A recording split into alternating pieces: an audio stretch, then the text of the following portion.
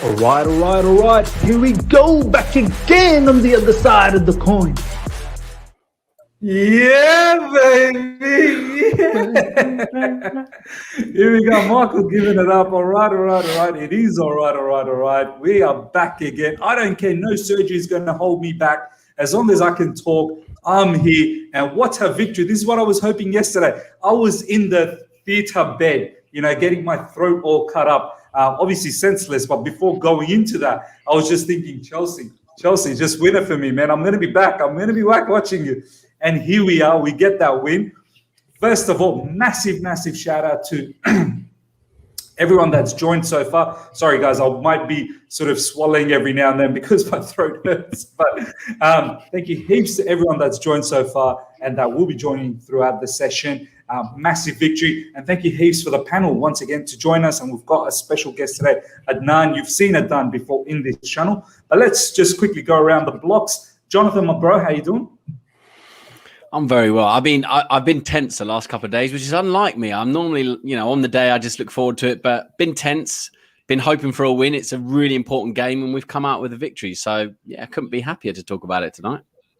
Brilliant. I'm not going to lie. I've been a bit tensed as well. I was just thinking, how are we actually going to score goals? That's been the issue. But wow, we're going to get to that goal from Mason Mount. It's going to be a lot of talk about Mason Mount. I think he deserves all the talk today from us. My bro, Taron, how you doing?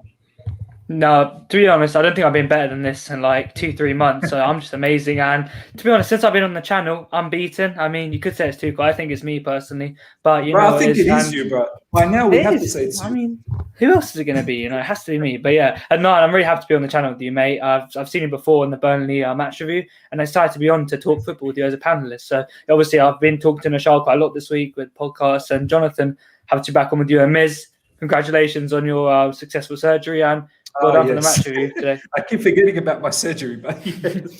Yeah. Yeah, man. Adnan's an absolute goat. You guys will see exactly what he brings. Nischal, my boy, how you doing? I'm good. Glad to be back on. Glad to see you happy and, on the road to recovery. It's really good to see. Taron, you're wrong. It's actually since me, Jonathan, and Miz got together that we haven't lost a single game. So don't try to. I think you're wrong. I can't lie. It's all wrong. No. First game was Wolves. We started with Tuchel era, but 10 games unbeaten. True. It's just, it's unbelievable. And there's so much praise and so much positive to talk about at Chelsea Football Club. Brilliant. Adnan, my boy, my countryman from Bangladesh.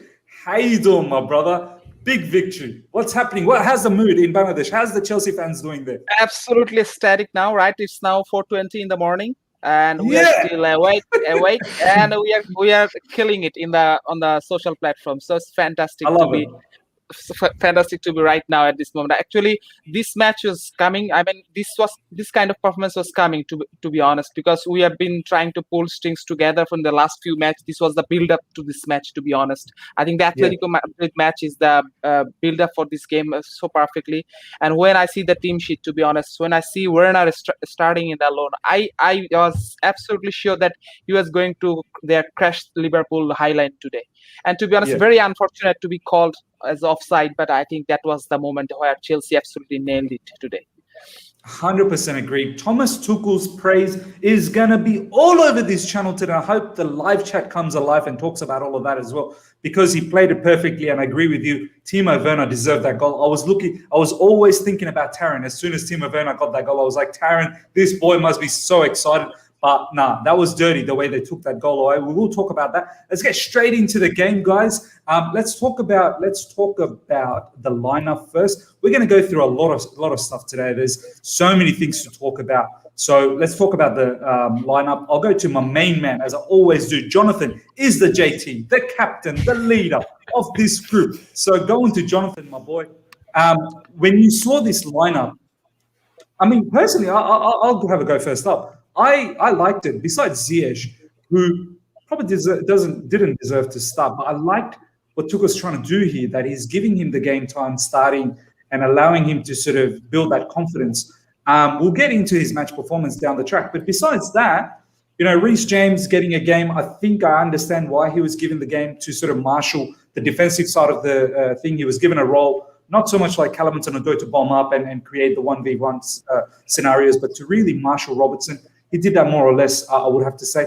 Chilwell, I think he deserved to start off the back of the last game. So overall for me, with Werner up front, I think Tuchel summed it up that they're going to play with a high line and we're going to have a lot of chances behind. How do you feel about this particular lineup and also the strength in our subs? Yeah, well said, Miz. I agree. And I think Chilwell has shown that he's a bit better defensively, and obviously to play the Man United game and now the Liverpool game is clear from Tuchel that, you know, he believes he's the better defender of the two, which we all know anyway. James, I agree, was there to kind of bring a bit of defensive solidity. Didn't go far forward, really, to be honest. I can count probably on one hand the amount of times he went over the halfway line. So yeah, it was as a back five with Robertson and Trent Alexander-Arnold in mind. The midfield, I thought maybe would be overrun a little bit, and so I was a bit surprised to see the two. I thought maybe he'd switch to a three, but yeah, as my friend Nischal says, and I don't read too much into lineups now because I thought it was one with Liverpool in mind, with their strengths in mind. But someone like Werner, as that lone centre forward, with the balls over the top, getting in behind, it was clear that Tuchel wanted to exploit that. And even in his pre-match conference with Sky Sports, he said, I want speed. And he just kept saying speed. Yeah. And it was clear that was the way we were going to hurt them today. And that's pretty much how we did. So, yeah, I thought it was a good lineup. As you said, Ziyech, you need momentum, you need game time, you need to run a game. So I get why he's done it. And I think first half he was completely a miss. But second half, there was a couple of times where he did some nice things. So, yeah, let's see if we can get a run of games now. But look, you know, I think Tuchel set us up really well for this game. It was a must-win game and one we've now got 3 points for. So completely vindicated with the lineup. 100%. You're right. Tuchel came out just before the match saying speed. They probably popped a few speed as well. Good on them. And you know what? We absolutely annihilated them when we went with the long ball. Adnan, what was your thoughts of the lineup? No, as I said, I was really happy to see Werner starting because that's the game plan Tuchel definitely made. But I was surprised to see Ziyech, but after the last game, but he absolutely did very well. Then last game, I think he picked out Werner several times and he ran in the channel.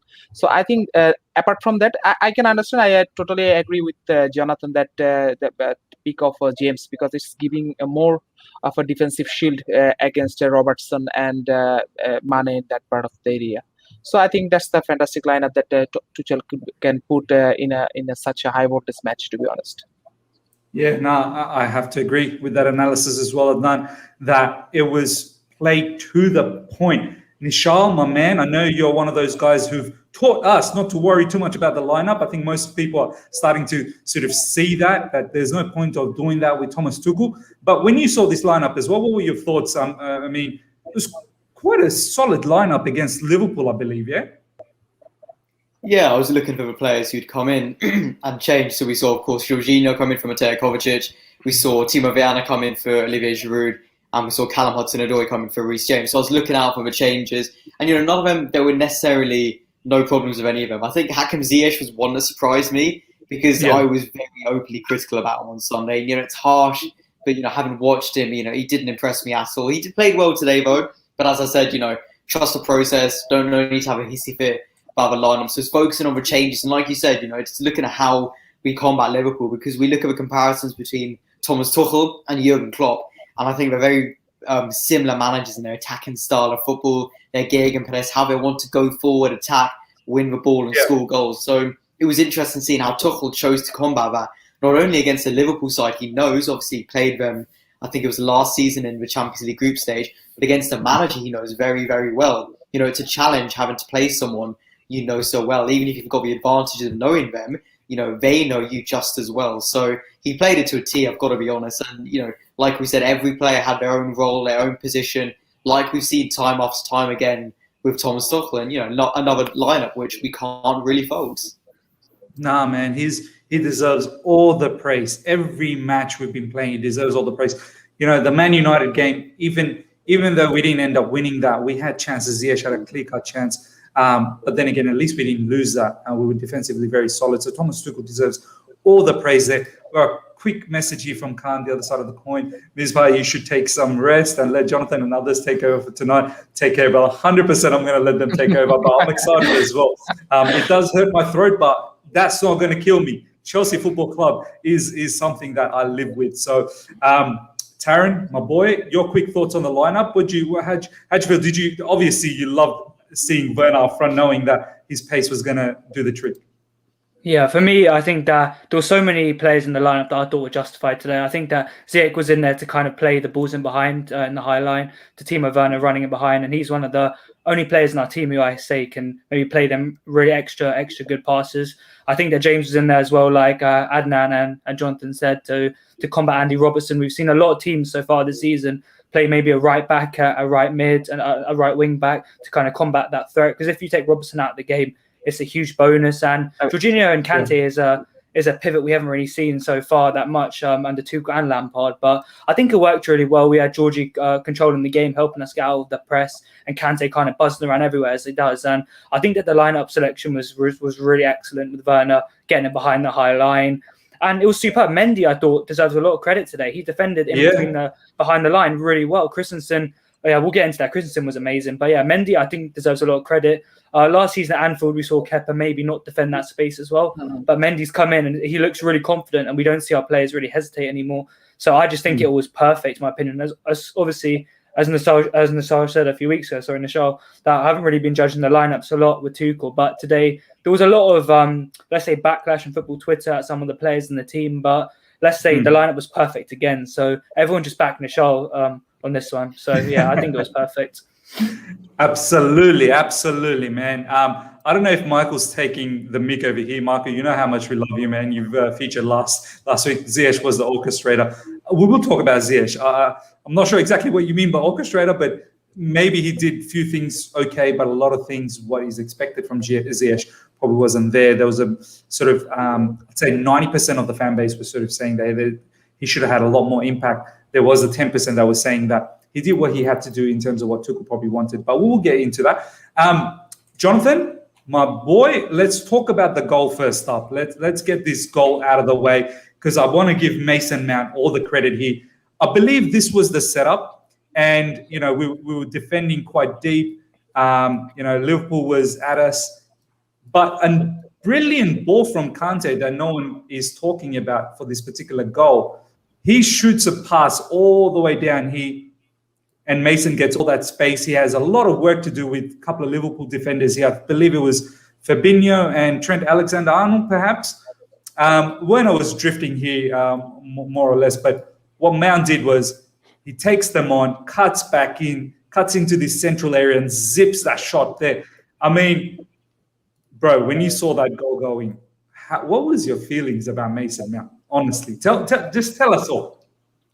I was absolutely buzzing because I identified a few things on Twitter, and I did some images about how the right-hand side of Liverpool, Trent Alexander-Arnold, loses position, loses his man, and you can get in behind him. And that's exactly what he did. A lot of pace, nice little turn of pace, lovely ball from Kante, comes in, and Fabinho just sits off of him, doesn't press him, doesn't put him onto the left-hand side. Alexander-Arnold was actually inside of Fabinho, sort of playing as a centre-back. He allows him time to take one touch, two touch to set it, and almost use the defenders as a shield to put it round Alisson, who had no chance. It was an absolutely superb finish. And the way he set himself up was brilliant, Mount. And I mean, I said at half time, what a player, what a finish. I was absolutely buzzing with that goal because he deserved it. Because again, I think his final ball was a bit more there. Every time he got on the ball, he just looked like the main man. He took it in so well, passed it when he needed to, took time, looked for fouls when he needed to, and obviously drove at the defence when he had to. There was a time in the second half where I think he played a ball into Werner, who was in quite wide, and he shot against Alisson. Maybe that was a slight bit too late and a little bit too wide. But in previous weeks and in previous games this season, he hasn't released it, or he's released it wrong. So we're seeing progress every week with Mount. And every week, he continues to be one of our best players. And that goal was the epitome of what he does. Just the heart and soul of the side, and leader for Tuchel on the pitch today. Yeah, fantastic goal. Adnan, not just Mason Mount's attacking prowess, which was fantastic. I love the way he defended today. He showed so much energy in defense, won the ball, interception, tackling. I mean, this boy, undoubtedly, he's the man of the match. But how impressed were you with his defending as well? He has terrible. He has terrible. You can see in a word that the midfield that Liverpool put, he made them terrible look like. Yeah. Because you see today Henderson was not there, and who was in the midfield? I mean, Gini Wijnaldum. Curtis Yes. Jones and Wijnaldum. and Thiago. He chased them. He literally chased them in every passing. He dropped back. Kante pressed sometimes. Jorginho gone back. These three guys, they run Liverpool in the channel. You can see if you see the highlights again, or you can in this your lineups, you can see Mason Mount was combining with Ben Chilwell, Jorginho, and then he sometimes go deeper to N'Golo Kante's position as well. So sometimes today's what I was just reading some of the post-match interview. Just Mason Mount just said that today's key thing was press high and press confidently. And Chelsea, to be honest, exactly, Chelsea pressed Liverpool absolutely confidently, and they made them look like vulnerable in the midfield. Absolutely right. Nischal, I mean, I'm pretty sure there was a fantastic tweet by Matisse at halftime, how he was saying that let's not spend too much time talking about the haters of Mason Mount, because that's really a minority at the moment, and they're just taking a mick. There's a lot more people that love him. I think we're in a situation we can all, as a fan base, as a majority, I'll probably even say close to 99%, that believes Mason Mount is probably, if not the best player, probably one of the best players in this Chelsea team at the moment. Would you agree? He is the best player in this Chelsea team. There's no debate on that. For every hate you get on social media, you've got 40,000 fans who are going to be in the bridge in a few months, chanting his name, singing his name, lauding him with every touch of a ball. Because that's the sort of player he is, and that's the sort of player who warrants that support. You know, he is our key player, and he's been outstanding ever since he's really taken the reins in this last season. We saw under Lampard, we've seen under Tuchel, and today was just another perfect example of why he's such a capable footballer. You know, playing out on the left wing, obviously shifting over with Timo Werner leading the line, and he did a brilliant job as always in the goal. You know, it's brilliant the way he came in. You know, I think we drew parallels to Eden Hazard all those years ago in the League Cup. You draw parallels to even what Frank Lampard would do in his heydays. That finish, driving across the box and just drilling into the bottom corner. There's only so much credit you can give to a player like that, because he does it week in, week out. We get surprised by seeing his quality every game, every time. We praise him for every moment we see. But it's got to a point where this is the norm for him, and this is the level that we're expecting and we're used to seeing. So, you know, you can't have enough praise for Mason Mount, because he's an outstanding player. And whether it's in 1 year or 10 years, he will be the face of this new Chelsea generation, because we can see it from a young age. We saw that in John Terry back in the late 90s. We saw that in Frank Lampard in the early 2000s. We even saw that in Didier Drogba once he hit the ground running from Marseille. We've seen all these players really come into their element from a young age, coming up from difficult situations. And Mason Mount, a unique situation where he's been, you know, at the club since a very young boy, captaining the under-18 side, and really flourishing, you know, out on loan and doing everything he could to get into the team. And now it's all coming together, and we're seeing why he is such an outstanding player. And, you know, there's only so much you can say without going on and on and on. But Mason Mount, he will be the future of Chelsea Football Club. There's no doubt about that. No, agree. Taron, I want you to tackle this particular comment from Kishinro. I like Mount so much, but his decision-making in the final third is so poor, and he's been in our games. He holds on too long when there are spaces to put Timo on goal. It's been a worry for me. I do want to say, before I pass it on to Taron, is that, yes, Mason has to improve that.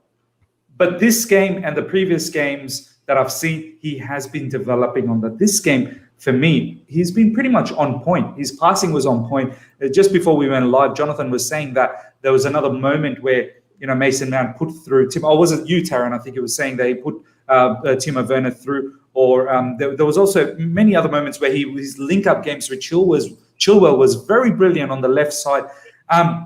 Yes, he does need to be more clinical in the final third, but it's someone that we can stay patient with, right, Taron? Like, this is a player, like a lot of people talk about Tammy Abraham, and I don't want to get into the whole Tammy Abraham discussion in this particular podcast today, but I feel like I see an X factor with Mason Mount to feel that I want to stick around with him. Is that how you feel as well?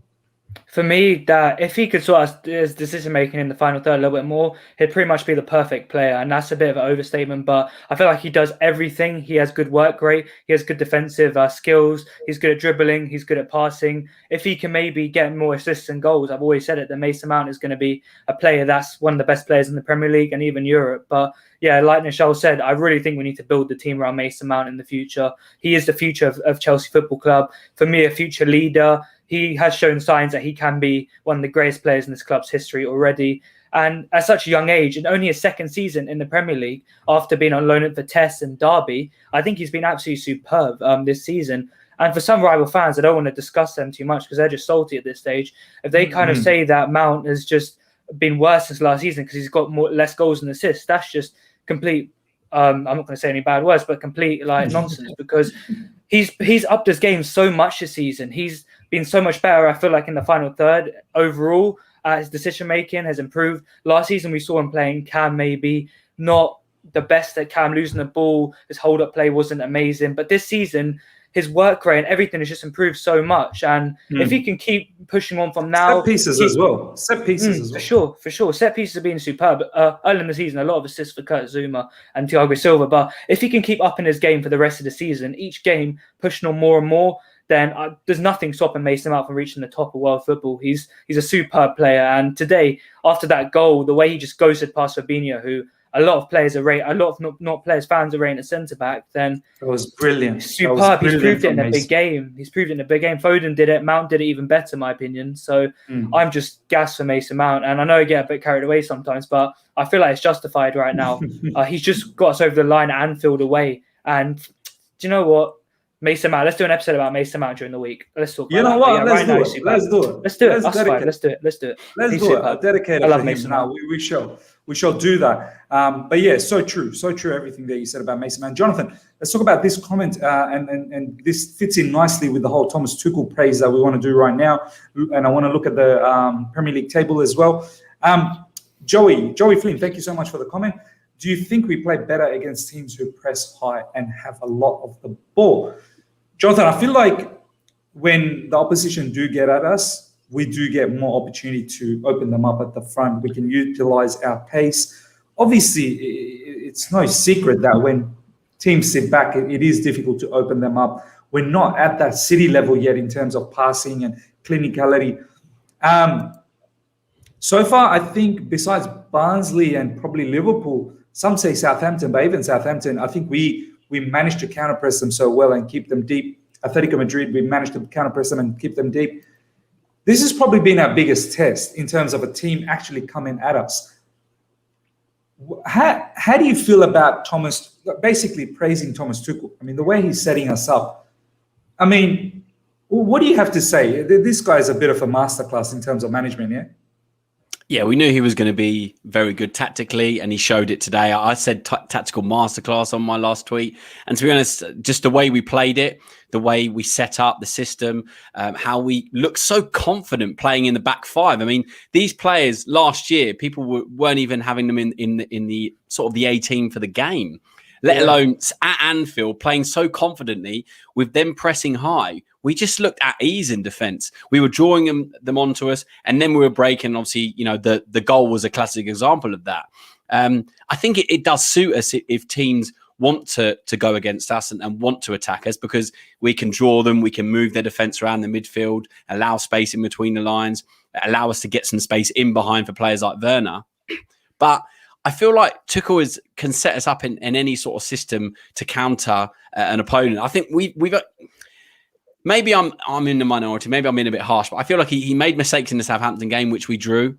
We didn't go at them. And you know what? He came out and he said that he made mistakes. And he said that. I feel like we missed a trick against Man United. First half, we set up and they countered it. Second half, we set up and they countered it. We didn't really change it with the substitutions and the style. So I feel like those are the only two kind of games he set us up incorrectly, I'd say, out of the 10. The other 8, you know, he's done everything in his power to give us enough balance, enough calm on the ball, because these, as I said, I go back to my earlier point, these players look so good on the ball and so calm, even when they're pressing us. And that was one thing I was actually quite surprised with today, because it's 85 minutes. I'm sitting watching it thinking, okay, we've got the ball deep. They're pressing us. They haven't really had a chance yet. Yeah. Why am I not that worried? Why? Because we just By the way, so... did they have a proper chance? Did Liverpool have a proper chance? Not really. Last 10, 15 minutes. They had was only one shot on target, and that was the header from Firmino from the edge of the box. Right. And then I mean, you had the Wijnaldum one at 85th minute, which exactly.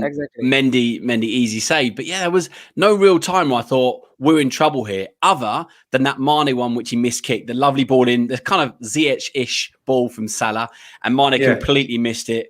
That was the only time I thought in the entire 95 odd minutes, okay, I'm worried here.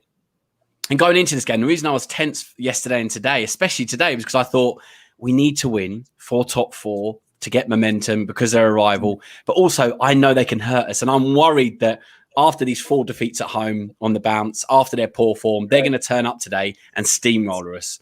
And I was worried that we were going to allow that to happen. But from start to finish, I thought we were on point. So to go back to the original point about teams going against us, I feel like as soon as teams press up, as soon as teams want to come onto us, we can exploit in behind. And obviously, we've got someone like Werner, who on another day, obviously, he did score tonight. He got ruled out. On another day, I think he would have got at least one.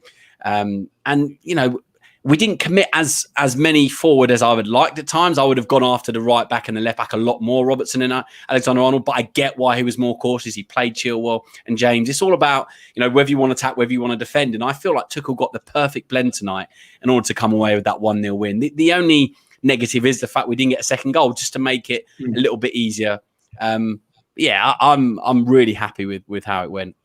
Brilliant, man. Look, we're definitely gonna talk about that. There's Thompson Jones has come up with a really good comment, thoughts on the penalty incident. We will talk about that. Talk about the match. I want to take a bit more time to talk about Thomas Tuchel praise here.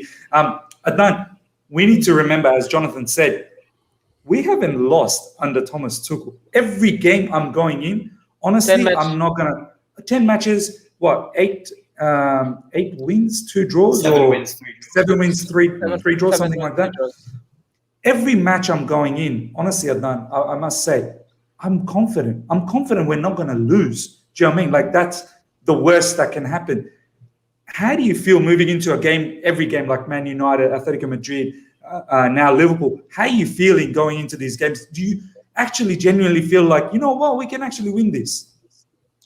Yeah, I mean, I just come back to the point to the Jonathan. I think he made a good point that we missed a trick against United game. I think that was the game we should have won, to be honest, because we had some details went outside of. I think Tuchel didn't taken the much of the risk to win the match. But the feeling is that now the defense, what gives us a chance to win? The defense. If we don't concede poor goals, then we have a better chance to even sneak a 1 goal. You see Chelsea didn't score. You see Chelsea didn't score lots of goal. They're winning 1 goal or 2 goal maximum. I think they scored 2 goals. Yeah, right. So that's the thing. I mean, the defense got very strong. And to be honest, we all do know that Thiago Silva is not playing for like last 4 or 5 match. And see who stood up. Christensen, who was almost like he's going out of the Chelsea team. I think he's Thiago Silva inside Christensen's body. I feel like it's and also you see Rudiger, how he step up today. I mean, today he against Sadio Mane. I mean, he was terrific. Klopp tried to change the wing, and he bring Jota. He sent Jota to the left side and bring Mane to the right side. I think Rudiger played a big role in taking Salah. Absolutely, Rudiger kept Mane on his pocket, to be honest. He was so sensational in that battle between those two in the last part of the second half. So I think the defense stood up. It's a big thing, and we have to all give the credit to Mendy. He brought the calmness in the defense. He is a very calm guy, and he take the ball. He make his position good. I think in last 2 or 3 matches, he make significant improvement about his positioning, when to pick up the balls, when to come and chase the balls. He made these decisions very well. So I think it's a combined well, and we must not forget what is Kante bringing again to this team. Kante has been sensational. He's breaking up the plays. He's sending the balls. This was the match for Kante. This was absolutely. And also the Atletico Madrid match. I think these 2 matches, Kante shows Chelsea that how important player he is and how important player he can be. To be honest. No, 100% agreed. Nischal, let's talk a little bit about this table now. Continue our praise. I mean, I could never imagine. I know we were in top 4 not that long ago. We've now found ourselves into top 4 again. It was a victory that we needed. Everyone was saying that it was a win against Liverpool is 100% something that we needed. We are back again here. Obviously, Everton's got a game in hand. West Ham's got a game in hand. We got Everton next up, so we could actually kill this off. West Ham look down the track. I don't think they're going to be able to match all the way to be in top 4. I could be wrong, but I think they're good enough for a Europa place. But Nischal, literally, maybe a month and a bit ago, where we were to where we are now. I mean, wow. Yeah, absolutely wow. And huge credit to Tuchel for taking us from 9th, 10th, looking well off Europe and looking like to be going really regressing as a football club. He's taken us back to where we belonged. He's taken us into a new stretch in the club, really a sort of new mentality, new philosophy into the club, which is what we needed. Because however much we can talk and praise Lampard, we were lacking that and we lost that under him. So we saw that change, and it's a credit. But not only are we back in the top 4, but within a month, not even that, he got back in with a Newcastle game, which was 2.5 weeks later, which is insane. Like 3 weeks later, and you're back in the top 4 already. That's all it takes for a manager like that to make an instant impact, and we deserve a lot of praise and a lot of credit for being back in this position, because a lot of people lost faith, and you can't fault them for feeling like that. I always thought that we would still get top 4. I still believe, I still know there's always a way for Chelsea. We're always going to perform when we need to, and we've done that. And we've been doing really well to get back into this position. But this is not the final game. Tuchel has been saying every game, if we beat Liverpool, great result, but it's not over. If we lose to United, unlucky, but it's not over. There's a long way to go. We've got another 11 games to go in the league. We've got Everton. And I know you asked that question to Thomas Tuchel as well. You asked that question to Thomas Tuchel, and he said, it's not over. It's not over. By the way, guys, please follow Nischal. He talks to Thomas Tuchel directly. You would want to hear from him. Thank you. But, there's a long way to go, and we've got a long stretch to go in the season. It's far from over. And we see, Everton have a game in hand. West Ham have a game in hand. It may not look good for Liverpool now, but they've still got it in their tank to come back and bite us. We cannot lose focus now. We can celebrate the result. We can look at what we did well, and we can praise ourselves for getting such a great result at Anfield. But it is far from over. We can be happy with back and forth. It's a testament to our progress, our character, our strength. But this is the final, most important few games of our season. And if we don't pull through, it will be for nothing. So it's a huge few weeks ahead. But given what we've seen over the last few months, how can you not be filled with confidence? 100% agree. Conan Flavio, we need to overtake Leicester. You know what? I was just going to say that. Looking at this particular table, just taking that out. Leicester, I feel like they're in trouble. They really are. The way they're losing as well now. They are in big trouble, mate, because they lost Madison and they lost Barnes. So Harvey Barnes is huge for them, Adnan. Absolutely, and their creativity is absolutely gone right now, and Vardy cannot score a goal at this moment. So I think Leicester will struggle going forward, and if we beat Everton, we are certainly very clear, because with the next matches we are having is versus Leeds away. Then we have very easier fixtures like Sheffield, West Brom, Crystal Palace, and Brighton. So these are the next 4 matches after the Atletico Madrid match. So I think we are in a very good run from onwards. 100% agreed. 100% agreed. Even Man United, I'm a bit suspect with them as well.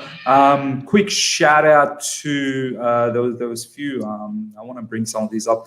Thompson Jones, our defense is Great Wall of China 2.0 for sure, my man, for sure. Taron, boy, let's talk. Actually, no. 128 people live. Thank you so much. Smash that like button now. Get to at least 100 likes. You see my panel here. They come here. They bring their A game all the time. All of their information is in the description right now. Please go and follow each of these content makers. Taron's got a fantastic podcast. Nishal's the journalist, and he's got all sorts of blogs. As I said, he talks to Thomas Tuchel, so I don't know what else you want from him. Adnan is the admin of Chelsea Bangladesh Football Association, so you want to get in touch with that. Jonathan has a YouTube, and he does a lot of tactical stuff. You want to follow him on Twitter, so take that opportunity, do that, all of that right now. Taron, my boy, let's talk about the first half a little bit, especially that offside goal. I don't know how that's offside. I really don't know how that's offside. Talk to me Am I missing something here? Because apparently it was his armpit or something, arm that was hanging out. For me, it looked like Robertson played him on the, was it Robert? Yeah, Robertson played him on. Ziyech was obviously offside, no doubt. By the way, that ball was from Jorginho, and we're going to talk about Jorginho. I said today, massive Jorginho propaganda is going to happen today because he was fantastic. But was that offside in your opinion, Taron? Listen, for my opinion, when I was first given offside, as in the group chat and my other football group chat on Instagram, I was absolutely fuming, and I can't even explain how angry I was. But I saw a thing on Twitter, a picture on Twitter of on Bein Sports, however you pronounce it, of the Lions, and he was offside. I'm not gonna lie, he was offside a little bit. I think do you reckon Werner was offside? Yeah, his shoulder, a little bit of his shoulder was offside. I'm gonna be completely honest. As much as I love Werner with all my heart and everything, but yeah, I'm gonna be honest, he was offside. But I think that the line that they drew was really, really thick for comparison of the players. I think it was very justifiable, but looking at that line, however big the line was, he did look offside. But I thought that when I first saw it, as you said, Miz, it didn't look offside at all. From this picture, he looks miles onside. Well, not miles, but you get what I mean. Like, it looks like his foot is. First of all, massive shout out to Adnan. There's a panelist that is switched on. Adnan, my boy, I love you, man. No problem, but because from this picture, as Taron said, this picture you cannot differentiate. How can he's offside?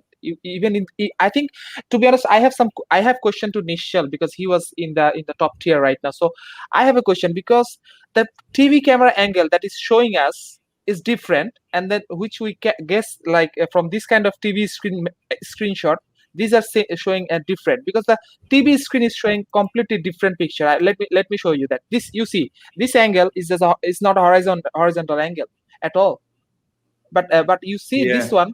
This is the right one, so you can distinguish from this picture he's offside or not. I can't see Werner hand is just out of Robertson hands, to be honest. No, absolutely, man.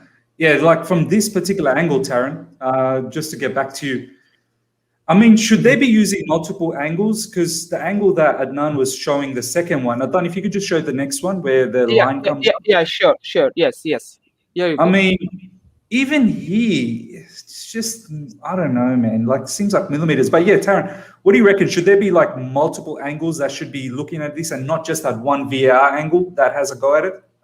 100%. Like, if you can't tell there from those two angles if it's offside, for such a big call and such a big game, you need, I say, at least 3, 4, 5 angles to kind of decide. Because if that's onside and Werner goes on to score, it's a complete different game. We go into half time. If we scored another goal, it would have been 2-0. So yeah, they need to definitely have other angles. And for fans who are watching, it's absolute joke because we're watching it and seeing those angles completely looks onside, and we're just seeing it given as offside. So I feel like just for the fans, if the refs aren't even going to explain after the game as well on social media or whatnot, that they have to put different angles, and it's not fair for the viewers, especially as passionate as us. When Werner scored, I went mental. Sorry about my family, but I went absolutely mental. So I literally was like, I was so angry. But yeah, for fans, they have to show more angles, and for VAR to work, obviously it's a great idea in football to help those tight decisions that we in the past we were a lot frustrated by. But yeah, for VAR to work, for sure they need to have more angles and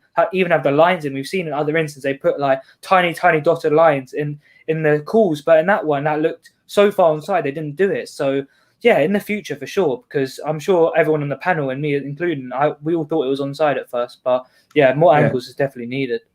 Yeah, man, I honestly thought it was a goal too, and I was so ecstatic for Timo. It was a really good finish, the way he snatched the ball from Alisson and then put it through.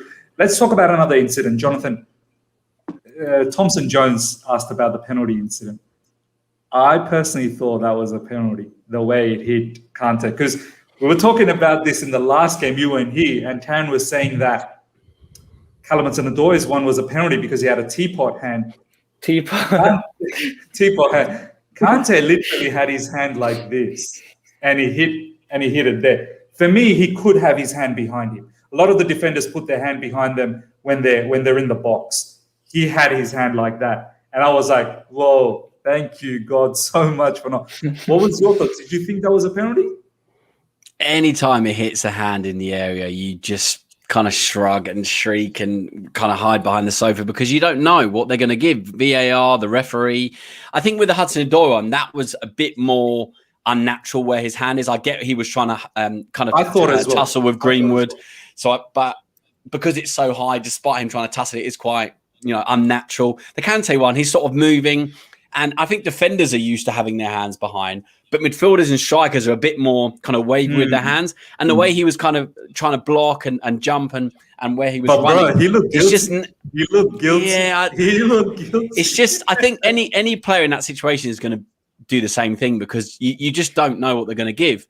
And as I said, it's the same with the Hudson-Odoi. If you give it, I get it. If you don't give it, then fine. Like, it's just a 50-50 where this isn't why VAR came in.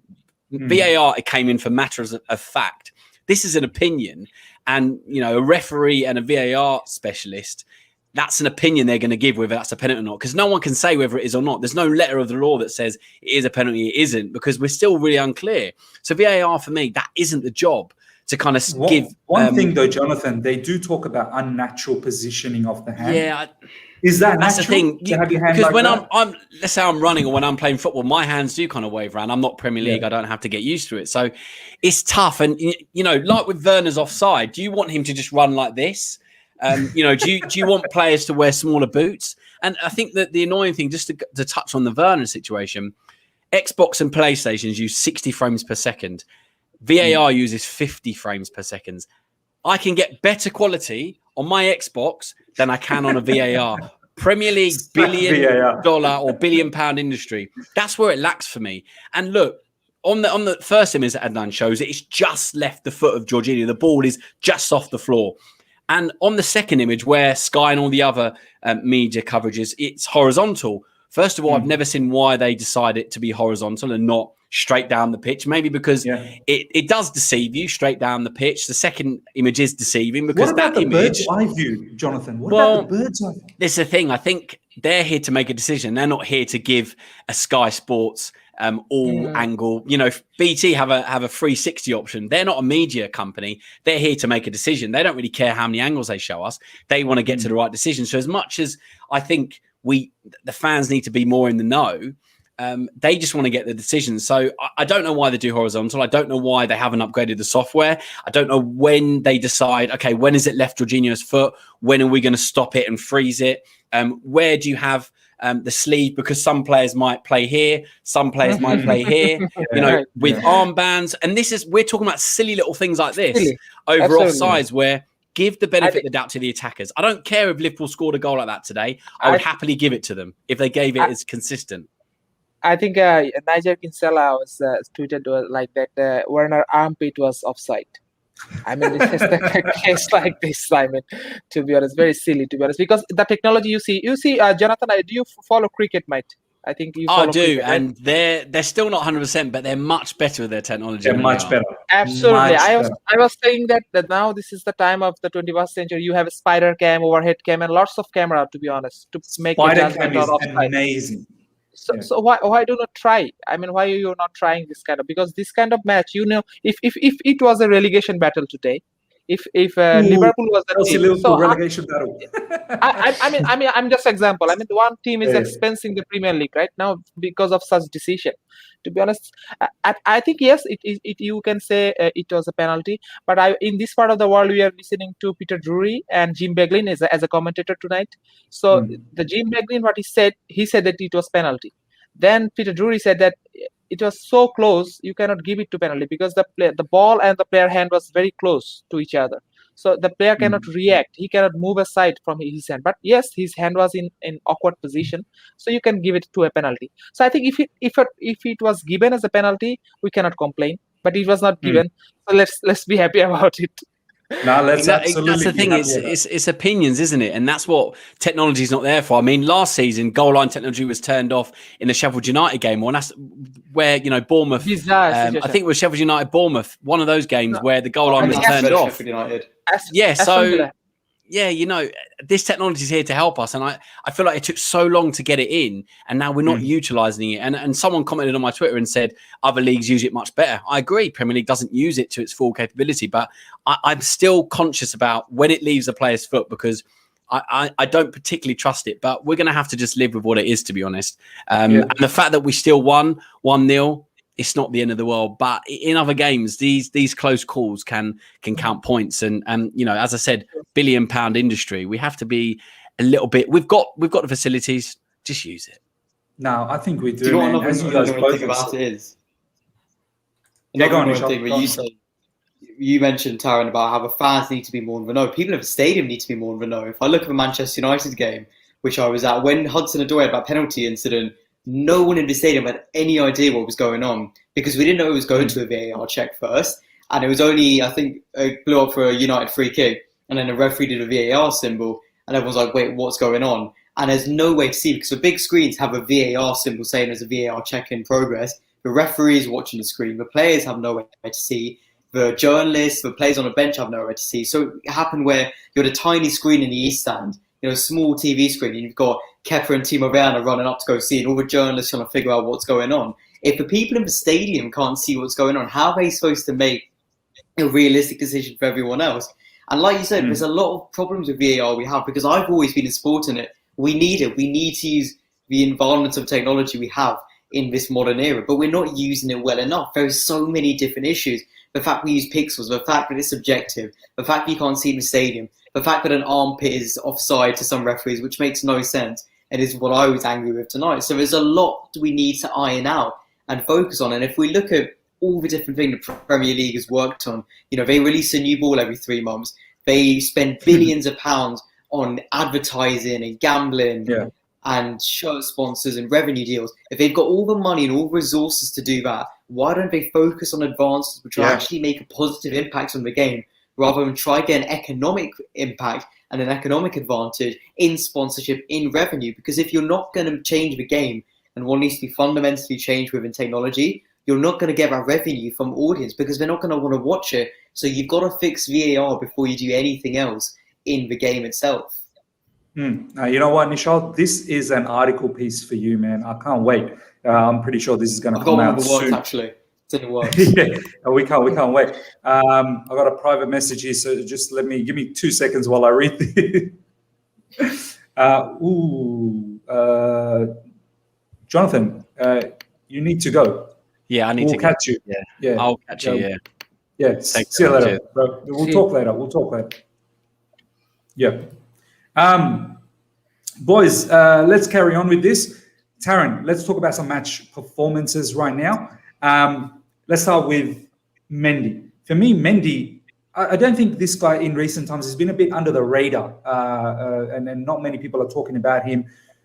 He's just racking up clean sheets after clean sheets. Obviously, the defense have been fantastic, but his alertness in this game was brilliant. Every time he came out, you know, to help the defense or even commanding the box to hold the ball.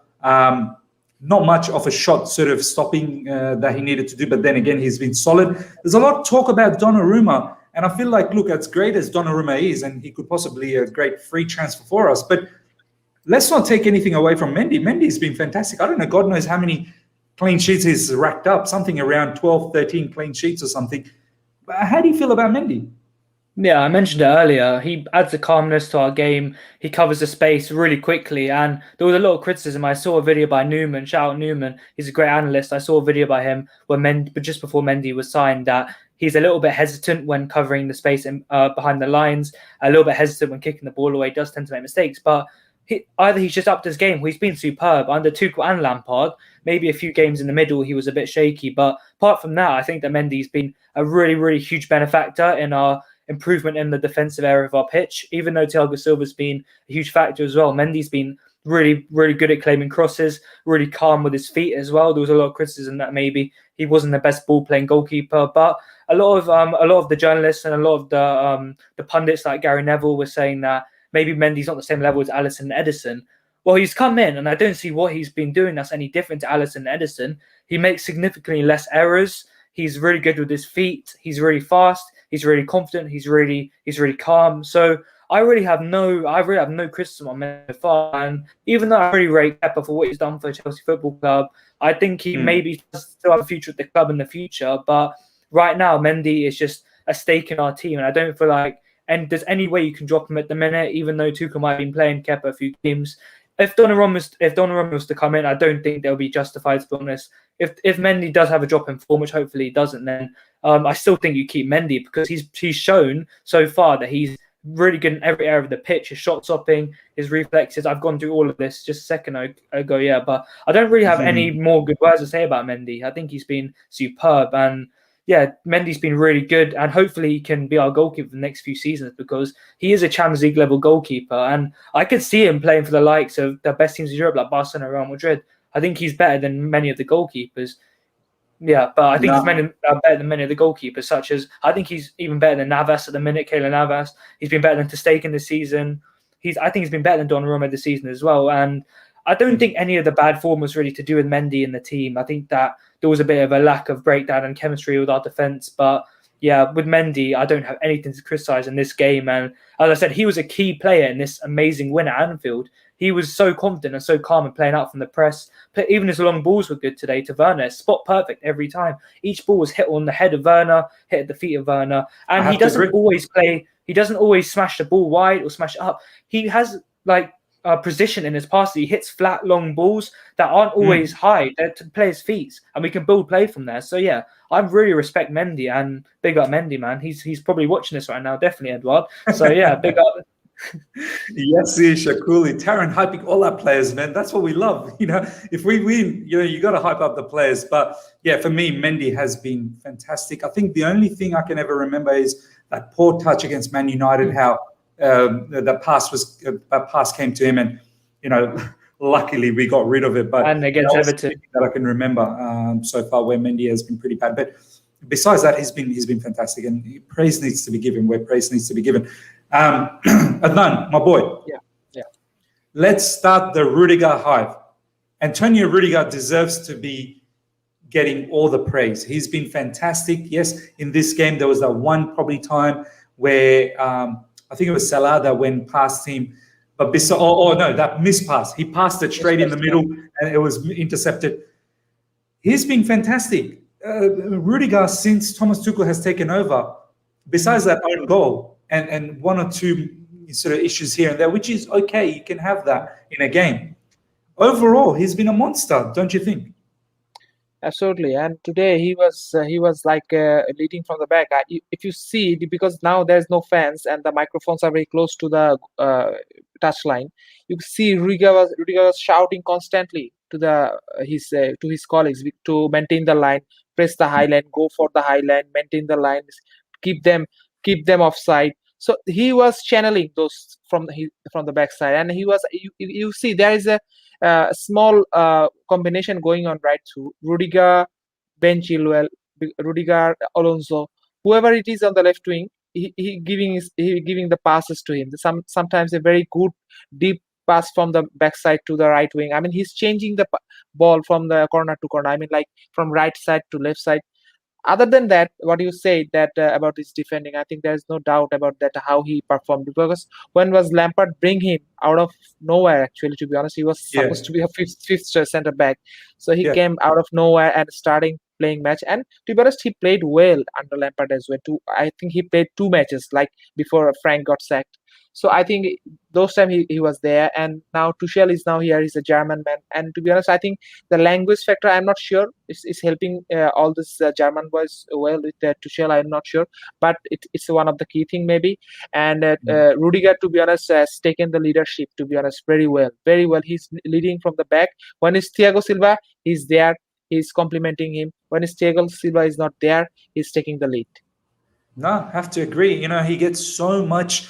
He's been getting so much hate previously. Lately, he's getting a lot of praise, and I think he deserves it 100%. Nischal, Andreas Christensen, I think he comes a very close man of the match in this match. But obviously, Mason Mount for me is the man of the match. But Christensen, it's like we have not missed Thiago Silva one bit. Since Thiago Silva has left, Christensen has been immense. Interceptions, ball playing, as Jonathan would say, ball playing CB. Tackling as well. His energy to move forward, keep a high line when needs to be. How much are you, enjoying this man's performance? It's a real privilege to see him playing like this, because I've spoken about him recently, being in praise of his game. Now he's come up and stepped up to Thiago Silva. But if I focus more on the hardships he's had this season, because he's had to struggle a lot, sitting from the sidelines, barely getting a foot in over Kurt Zouma, Thiago Silva, even Antonio Rudiger would go in over him. So we've really had to wait for his chance to come in and prove himself. And he's done that brilliantly, because the thing with Andreas Christensen is he can be an excellent player, but he can also be, I guess, vulnerable is the way to describe it. And he has those inconsistencies in his game, which have stopped him from getting to the top level. But with the performances we've seen from him recently, if he keeps, obviously it's a given and it's a cliche, but if he keeps up these performances, he can be at the top level of defenders, because we know what he's capable of and we know what he can do for Chelsea. It was only 3 months ago, but he was getting a barrage of criticism for the Aston Villa game, going down, having been injured, not getting up, which in my opinion was unjust, because no player would go down like that and stay down if they weren't injured. That's just a given. You know what? He was injured. He was injured. He was injured. And I knew that as well. I said, look, he's down. No player's just going to be on the floor. But, he's been brilliant to watch recently. We were worried that we'd be about Thiago Silva. But credit where credit's due. He's stepped up to the job. He's really played a strong role in there. And he's also given Thiago Silva competition if we think about it. Because let's not forget, Thiago Silva's got at most another year to go. Right? He'll be off at the end of next season. He'll get another contract extension. Then he'll decide it's time up and go back to Brazil. Then we'll need someone to step up. The options will either be go for the players we have or invest in a new defender. Now, depending on where we are, that can all change. But considering in 10 games, we've conceded twice. And that's been tested not only to our defensive performances, but especially to Andreas Christensen stepping up and coming into that role. So if we're looking at a successor to Thiago Silva, originally I would have said Fikayo Tomori. That's obviously up in the air right now. We don't know if he's going to go permanently or not right now. It's looking likely, but we have to wait and see.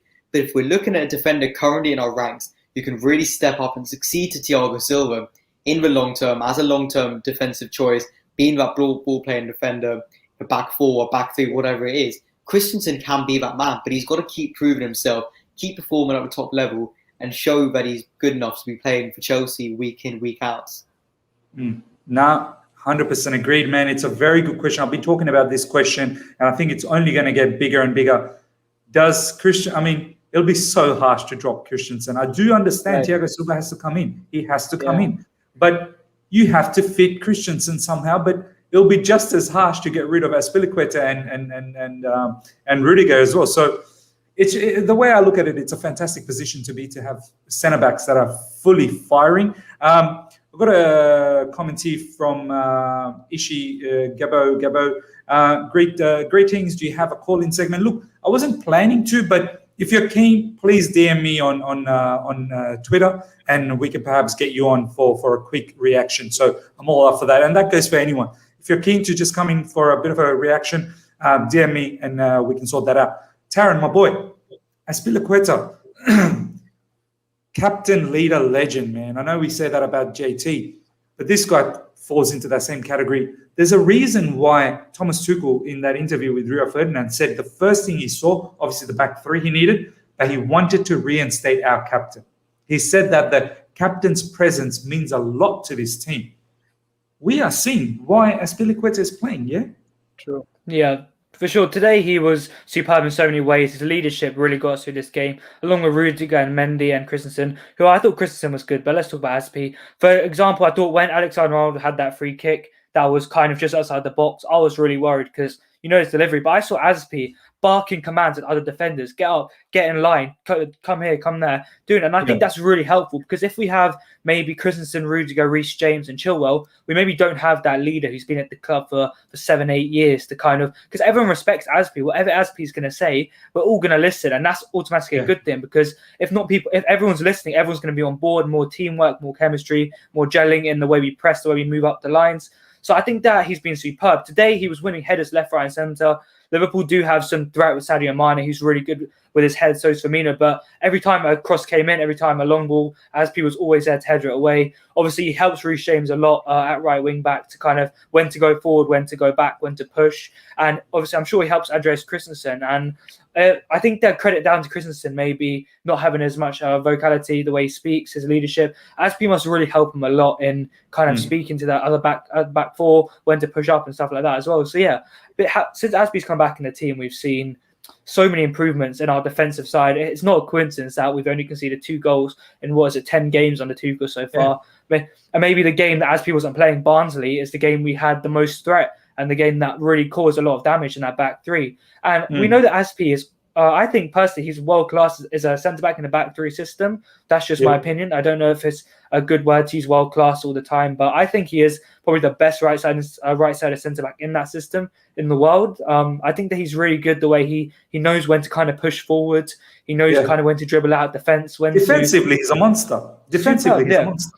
For a guy his age, a lot of people were kind of raising concerns that he gets done on pace. Maybe we saw with Rashford at Old Trafford last year, a few instances, but he reads the game too well to get done by pace at this age. Maybe 2-3 years in the future, maybe. But right now, you don't see him get done by pace. You don't see him get done by physicality. He always has cover there. So in this system at the minute, if we're sticking at 3 at the back, I think Azpi is superb, and he really makes the whole team tick defensively going forward. His passes are always really calming to Jorginho and Kante. I didn't see any passes where maybe he'd put us into trouble like a few times Chilwell did. But always really calm passes, helps us progress up the pitch. And when you have your captain behind you, a guy that the whole club, a legend of Chelsea Football Club, you automatically feel more calm, more composed, and automatically more safe in your performance. So Azpi's just, I love Azpi so much. And he's been amazing, man. Don't have enough good words to say.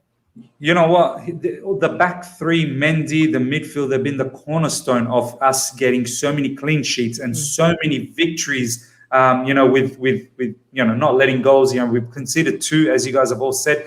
Really good commentary from Andrew Lou. Mount will be missed versus Atletico. 100% agreed. Tuchel perhaps trying to play Ziyech into form. Perhaps he's looking forward. This is a very good comment from you, Andrew Lou. Right. We will talk about the performances of the forward players. I want to now, first of all, 274 people online in this show watching us right now. Smash that like button. Get that to 150 likes ASAP. That's your duty, guys. If you're enjoying this match review here, get those likes up. And as I said, follow all my people here. You're going to love their content, undoubtedly. Now, Adnan, I want to take a good time here because this player deserves every bit of praise. Jorginho. There's been so many fans out there. Every time I write about Jorginho, gives me so much crap, gives me so much heart attack. Jorginho, every match that we've played so far. Oh, are we going to play Jorginho against Spurs? I can't wait to Ndombele, body him. Oh, is he going to play against Atletico? I can't wait till the Atletico midfield body him. Oh, is he going to play against, this particular match, Liverpool? They are going to body him. He's been coming out every game, and honestly, maybe the one half a long time ago in a particular game where he wasn't that great, and against Atletico, his first half passing wasn't great. Right. But the man has been immense. This is the same player that was getting exposed, that was getting bodied, that was getting looked like he was a rubbish player. Under this new system, this new organization, I cannot imagine a midfield without this guy now. To be honest, the way he controls it, I know every single one of our players are good. Kante, Kovacic, and we will talk about the Kovacic scenario where some of the people have talked about how he lashed out to Mane. I kind of missed that. I saw highlights of that, but we will talk about that. But Adnan, Jorginho, can we start praising him?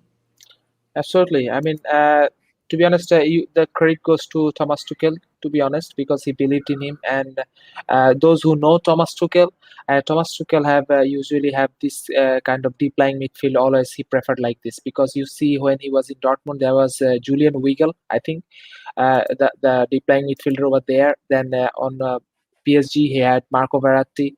Now we have Jorginho here, who's deep lying playmaker, to be honest.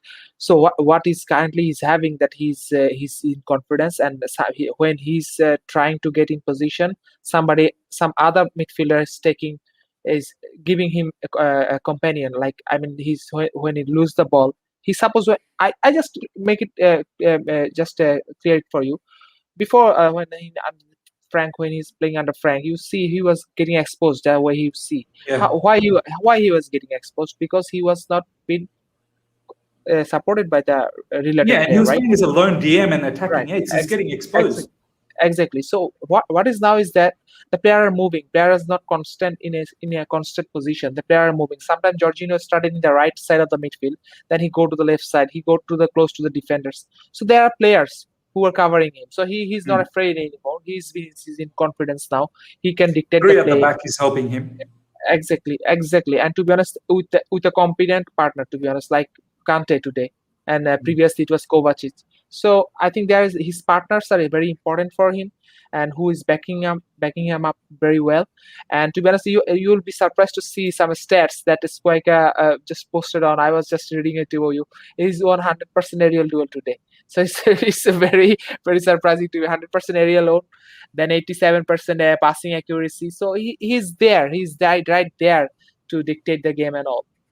I absolutely agree. Today, everyone has to praise the live chat 289. Please keep praising Jorginho.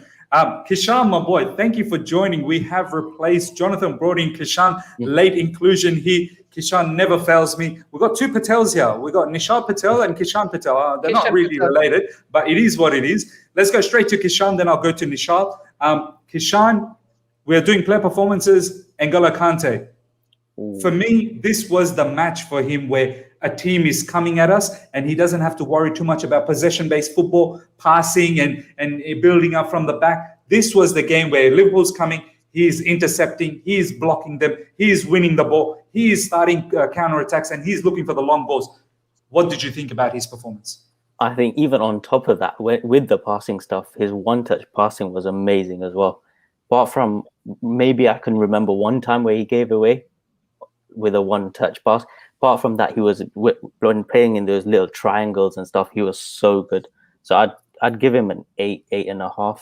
And the ball over the top, when Sky Sports were doing the analysis, they said normally he'd just play that into Werner, but that over-the-top ball to Mason Mount as well, that was top stuff. And then it's like with those kind of balls, sometimes you think they shouldn't even get an assist because Mount did all of the work, but that ball was so good that it deserved it as well. So he was brilliant, I'd say. I think 8.5, is top. 100% agreed. I mean, as much as Mount had a lot to do and he did that, let's not forget, the ball needs to go to Mason Mount, and it was a precise ball. So for me, Kante, this was the match for him, as you said as well, Kishan. This was a perfect scenario for him, and Kante did absolute justice. It was fantastic. Nischal. Now, let's talk about, we did talk a lot about Mason Mount, so I'm going to skip him because for people that missed about Mason Mount, please go back. You'll see we did a good 15 minutes on Mason Mount, so I don't want to take more time on Mason Mount in this particular segment. Ziyech, Nischal.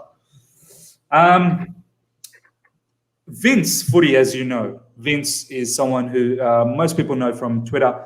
I tweeted out saying, what is Ziyech has done in this particular match? I feel like he tried to press. He somewhat kept the Liverpool midfield in check, but I feel like his game is a lot more than just pressing. His game is a lot about passing, finding those ranges in the pass. He did have a shot inside the box, which was blocked. I think it was a Mason Mount ball cut-in, or might have been a Ben Chilwell ball cut-in. Nischal, how do you see Ziyech's performance? I mean, I am enjoying that he's starting. Perhaps doesn't deserve to start, but I am enjoying that he's starting, and he probably needs to get his confidence level up. But there's players like Pulisic and Havertz are in the brinks. I mean, how do you feel about this whole situation? My eyes were very firmly fixed on Ziyech today, starting from the beginning, because I was not impressed at all against Manchester United. And I openly criticised him, and I got some comments saying he was better in the second half, but he didn't impress me at all in that game. So I was very focused on him today, and you know what? He was decent. He had a good job. In the first half, he was getting involved in the game. He had more confidence. You could see in him. He had that confidence of backing from Tuchel, so he could go forward with more freedom. I think once or twice he kind of pushed our play back, and he got the ball.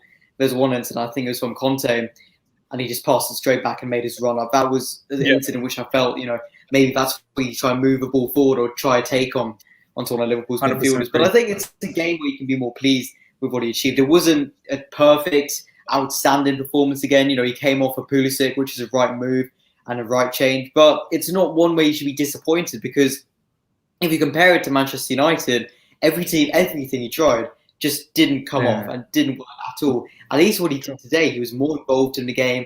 He was linking up better, I think, with Mason Mount on the other side. He played better with him and having Timo Werner as a target man.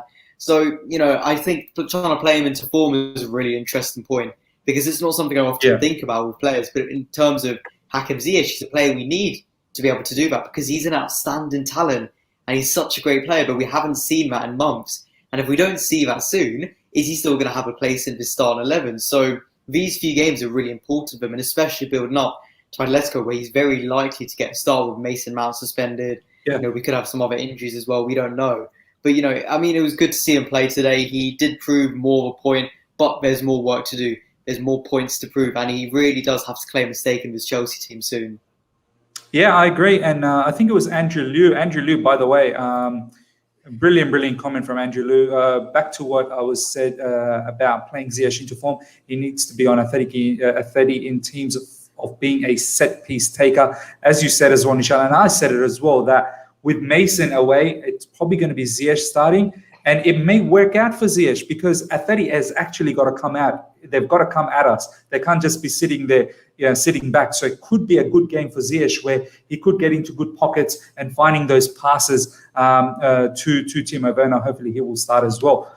Taron, my boy, I have kept Timo Werner just for you. So let's talk about Timo Werner. For me, Timo Werner deserved the goal. His work rate has been fantastic. I always have that issue about him and his first touches, man. I think his first touches can get so much better. You look at someone like Mason Mount. His first touch is so clean, the way he gets the ball and just controls it. If Timo was like that in the box, where he gets the ball from Chilwell, where he gets the ball from Mason Mount from the left side, and if he can just trap the ball nicely, I think he'll have far better shooting opportunities. His first touch just lets that ball go away from him, and that's where it all becomes an issue. Everything else is fine in terms of pace. In terms of his shooting ability, is not that bad. There was that other chance in the first half where the ball dipped in and he was open. Was it a header or was it a shot? I can't remember what it was, but he missed that. But overall, what do you think about his performance? Yeah, I think that the first touch thing is a myth. We saw a chance where Mason Mount passed it to him. It was a great first touch around Kabak, and unfortunately didn't go in. But I think that the first touch thing at the minute is just down to his confidence, because earlier in the season, I saw highlights of him in the Liverpool game at Stamford Bridge, and the way he was controlling the ball, the way he was dribbling, the way he was passing it was just superb. And the games earlier in the season, for example, the Burnley game, remember that, where Ziyech fed it into him. His first touch was amazing. We put it onto his right foot, curled the bottom corner. So right now, I think that if he is banging in the goals like he was earlier, his first touch is going to be superb. But yeah, today Timo was great, and he stuck to the game plan, getting behind Fabinho and Kabak. Let's be real, Fabinho and Kabak are good defenders, but they're some people said they aren't very quick, but I think they're still quite quick defenders. Kabak, I watched a lot of Schalke last season. I'm quite a big, not Schalke fan, obviously I'm on a Chelsea stream, I can't be saying that, but I watched a lot of Schalke last year, and I watched a lot of Ozan Kabak, Schalke, a lot of Weston McKennie, Kabak, other players. And Kabak I thought he was really good for Schalke at covering the space between the lines. So Timo really exposed the defence today, and he got in behind well. He should have had that goal. I'll be really happy if he got that goal. He deserved the goal for his performance. Some things that go under the radar with Timo, his pressing is superb. He's always closing down the goalkeeper. He doesn't stop running. That's why under Lampard, you rarely saw him get taken off as a sub. Him Mount both worked there. I'm not going to say a word. Just ran the whole game, pressed the whole team. And when he came off, you did see did he come off today? I'm not sure. But if Mount came off, Timo was another game. You see kind of lack of intensity in the pressing, but it does go under the radar how much he actually does for the team. Obviously, he wins penalties, he gets assists. He still does a lot. And if he's scoring the goals like last season. Do you think the position he's playing right now, that left inside forward, that's his position? Oh, today he played as a striker, perfect, because the way Liverpool has pressed up. Do you feel those two positions where teams are pressing us as a centre forward, and then where teams are sitting back as a left sort of inside forward, that suits him? Yeah, for sure. It depends on the game. If it's a game where they're kind of sitting back, you don't really see him being as effective, because we need someone who can hold up the play, kind of move it around. But against teams that are pressing, he's perfect. He has the acceleration, the pace, and the dribbling to get him behind the lines and to shoot. If his finishing was up to scratch, it'd be amazing right now, because he's getting so many chances that he can finish him off. And his goal was quite well taken, I thought. I'm pretty sure he chipped it over Alisson, if I'm not quite mistaken. And he got past Kabak, who's not a really bad defender. As I know his numbers at Schalke weren't amazing, but as an eye test, I think Kabak's quite a good defender last season at Schalke. But yeah, Werner, I think it's about the game. when he's playing as a left inverted forward, he kind of plays off a target man and uses his shooting, his intelligence, his movement around the box. And I know I'm kind of speaking like I've been admiring Timo my whole life and have a shrine of him, but I'm just kind of speaking facts. I really rate Timo at the minute, and I wish he was scoring the goals because I need to get that Timo shirt on the sale that you're going to mention soon, Mister. Bro, I'm going to get you that Timo shirt. Don't worry. That Timo shirt's I'm getting it for you. I really liked how humble he was as well during the week, how he talked about had he scored more goals, maybe Frank Lampard could have said. I love that, man. That was really touching. I know sometimes, especially me, I've been very critical about Frank Lampard since he's been sacked, and even the time during December and January.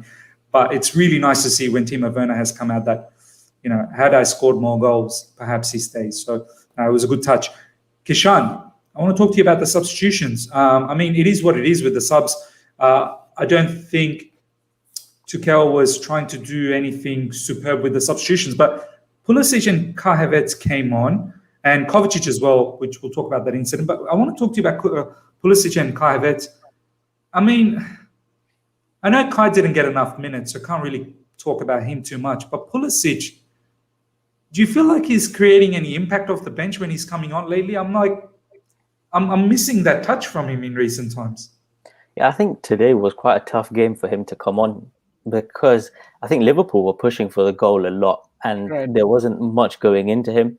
Not much was sticking with him. I think he did a few neat touches, but again, he's not getting the minutes that he needs. And I thought he could have actually taken Ziyech off earlier, or maybe not even started Ziyech and gone with Pulisic. But again, when he comes on, he doesn't do enough in terms of like doing stuff for Tuchel that you think will put him in the team. But I think with what we've seen of him last season, he's definitely got it in him, but he needs a few more minutes. And I'd like to see him start against an Everton or a Leeds in a few weeks and see and hopefully push for that team in that Atletico, because it's really weird that like Tuchel gave him his debut for Dortmund. But so when he came in, we did think that he'd get a lot of minutes under this manager, but it's just not worked out for him. No, absolutely agreed, man. I think this player has to come good for us. As you said, we've got some big games coming up, and Pulisic is a massive factor, along with Kai Havertz. I hope that, as you said, the Everton and Leeds game do come along and something happens. Adnan, I didn't see too much about that whole Kovacic incident, and hopefully you boys can help me out. Because I missed that. Did he lash on to Mane? What happened? It was cheeky. I think he did hit the ball to his face, to be honest. But that's fine. But if you consider that thing, Mane also put his hand on his throat, so that was also a big offense, to be honest, in this kind of modern day. But it happens. But I think Kovacic being cheeky right there. Yeah. So do you think at the end that should have been a yellow card or something like that? Should that be carded, or it is what it is? I think referee had the game under his control, so he didn't have to show any cards, to be honest. But this could be a card offense, to be honest, because especially to Kovacic, because he absolutely lashed the ball to his Mane's face.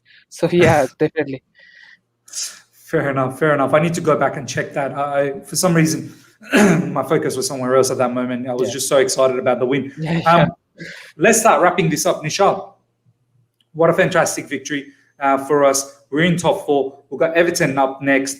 Hopefully we can kill that game. We do need to beat them because they beat us last time. Yes, absolutely. What are some of your final thoughts, Nischal, to close this off? You're on mute, Nischal. Sorry, my bad.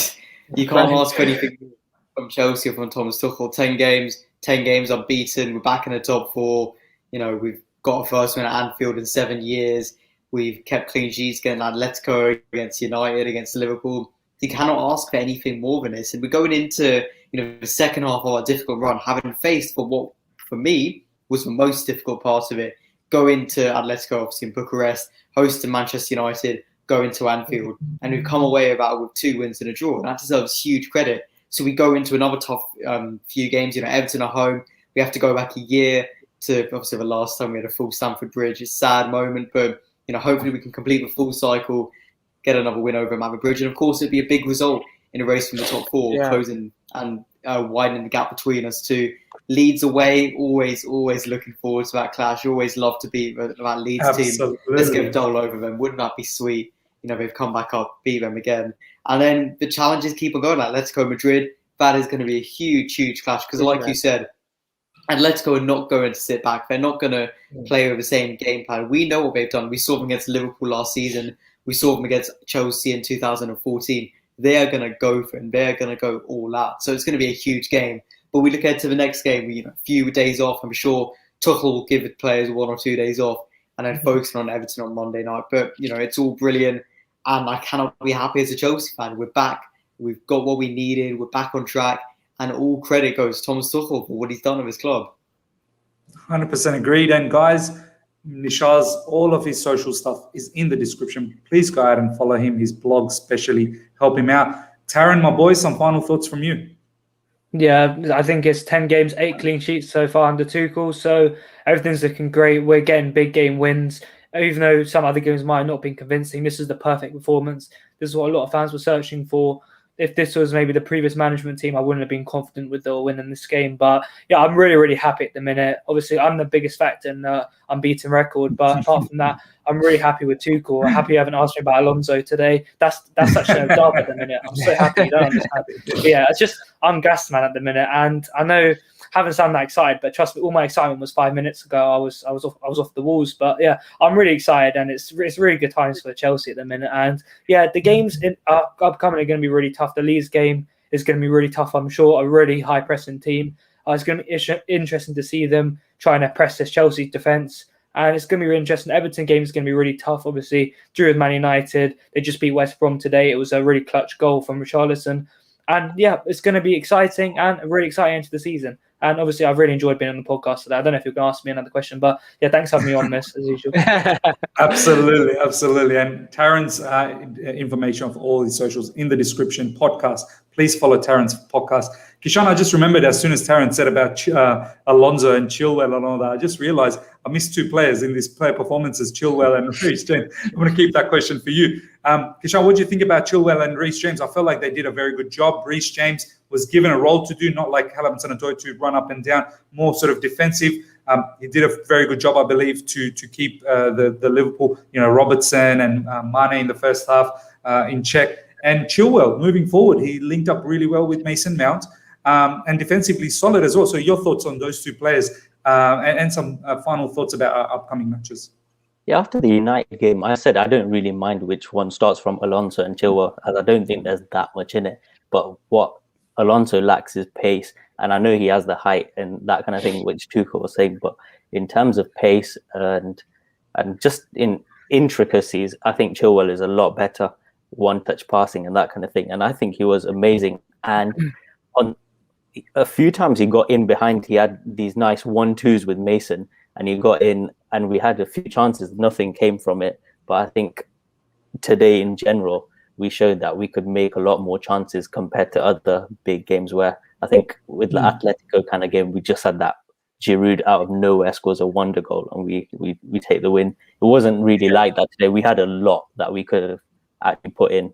So that was good. And then on the other side, Reece, I think Robertson just didn't want it with him today. You could see in his face, he was like, nah, I'm not going to get the better of this guy.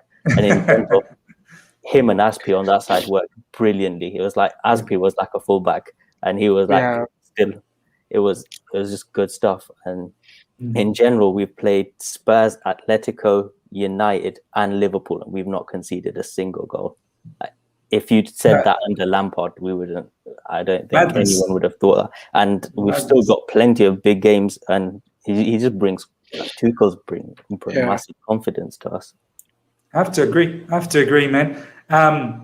Nischal and Kishan. Kishan's all of his social information's in there. Please follow him. Please help Kishan out in social media. He's as you guys can see, he's got a very, very good footballing mind. So follow me on Twitter.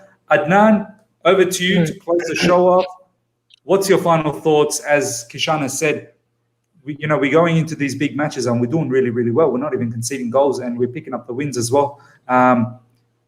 Few big matches still to come. Everton, Leeds, Atletico Madrid. How do you feel? Some final thoughts. Yeah, I think this is Chelsea Football Club is all about. We must win the big games, and that is the moral boosting. To be honest, I think these two results united. Yes, we didn't concede, not a great performance, but today it's a fantastic performance. Defensively solid, we scored when it matters. I think this kind of performance will help us to increase our confidence and going against Everton and especially Atletico Madrid. I think Champions League. I know deep down Tuchel want to go far in the Champions League, and Yes. that it is possibility for Chelsea because there are not a stronger team other than Bayern Munich, to be honest, at this moment. Yes, you can count Manchester City, Barcelona are in a mess, Real Madrid are also in a complete mess at this moment. So yeah, why not take chance in Champions League when we have a 1-goal lead and it's an away goal? So I think yes, to be honest, I'm very confident as a Chelsea fan. If you ask me this in the end of December or in January, we have been frightening of this fixture: United, Liverpool, Everton, Leeds. Yeah, we wouldn't have been so confident, to be honest. Yes, the things has changed and the players look very confident, and to be honest, players look together. I think the team spirit is also very good at this moment. So I think we can conquer lots of teams, to be honest. Agreed. Reka, this is a very good comment. Chelsea is now disciplined with tactical prowess. 100% agreed. We've got Matthew just asking quickly, Christensen, man of the match. Your thoughts, Matthew, we've covered it. If you want to have a look, we did say Mason Mount as a man of the match, but Christensen is very, very close second. There's no doubt about that. Guys, nearly 300 people were on in this stream. At the moment, 269, 259, something around. But smash that like button, guys. Get it up to at least 150, 160 likes. Helps the channel out a lot. And if you guys have been enjoying it, please smash that like button. And as always, live chat, you've been so good, so much knowledge this live chat always carries, and I love showcasing their comment. You've been showing us all the love as well. So guys, big victory. We move. We go to Everton. I do have a special guest for Everton. It is a female. I needed to have more female presence in my podcast. So it will be an Everton presenter who's a female. Her name, well, she goes by the name of Everton Rose. So we will have Everton Rose. We may have some of the guys from here to do that review of the Everton game. And tomorrow we will have Kishan back with RJ, and we will have another female, but this time a female from Chelsea Football Club. So that'll be a good touch to get some females' perspective in this particular channel. So guys, until next time, everyone, see ya. Take care.